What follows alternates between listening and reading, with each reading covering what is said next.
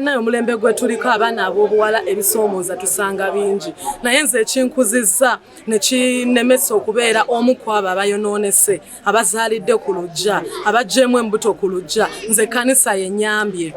Kkanisa njitwala ddala nti ye muzadde wange asookera ddala. Kyova olaba ng'omwami wange tannatuuka, agenda ofuuka omwami wange nga tannatuuka waka we banzaala. Namusabye asooke aggyeko mu Kkanisa, asooke mwanjule mu Kkanisa. Omusumba w'Ekkanisa yazze weesangibwa Kasanga Kanyonyi nga ye mulabirizi w'abasumba balokole abeegattira mu kibiina kya NAFBAC mu Kawempe, nga ye mulabirizi Dr. Peter Mutebi awanjagidde abazadde b'abaana b'obuwala okukomya okubalaba ng'ekyamaguzi nga basaba ebintu ebingi mu kwanjula kubanga kinemesezza abavubuka bangi okuyingira obufumbo obutukuvu olw'obutaba na byetaagiswa bakadde be baagala.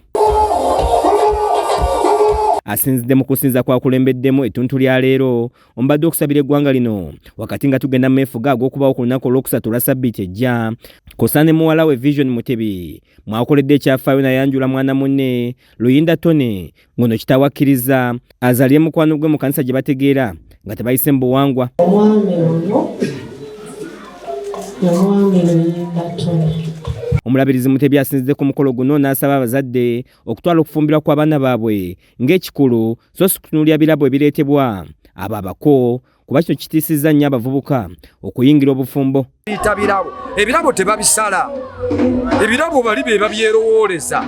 Kyeva mulaba abantu bangi bakalubiriziddwa ne batawasa bufumbo obutukuvu olw'okukalubya ebyo n'osala ente olwo ya mukwano gwange baasala ente 32 ne tubeegayirira ne bamaliza batugambye twete 16 nga buli emu eriggwako.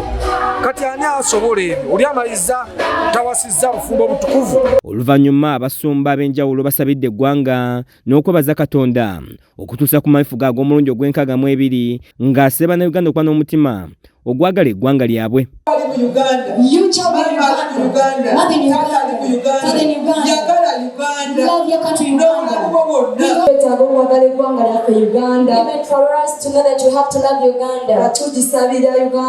Kyokka ye omulabirizi Mutebi yennyamidde olw'engeri abakuumaddembe gye bakwatamu bannayuganda etaweesa ggwanga kitiibwa n'abasaba okulongoosa mu nkola yaabwe. Nga balina engeri gye bakwatamu bannayuganda bannaabwe etabaweesa kitiibwa.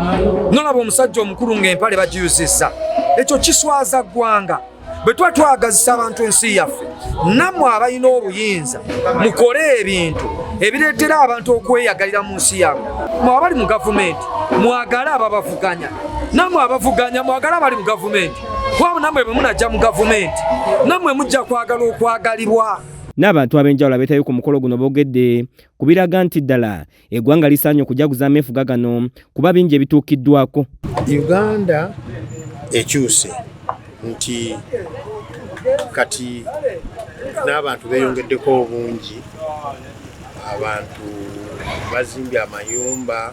Ye Vision Mutebi ayanjulidde mwana munne mu Kkanisa. Ye Vision Mutebi nga yabadde omugole atubulidde ekyamwaliriza okukola kino. Nayo mulembe gwe tuliko abaana ab'obuwala ebisoomooza tusanga bingi. Naye nze ekinkuzizza ne kinemesa okubeera omu ku abo abayonoonese, abazaalidde ku luggya, abaggyeemu embuto ku luggya. Nze Kkanisa yennyambye.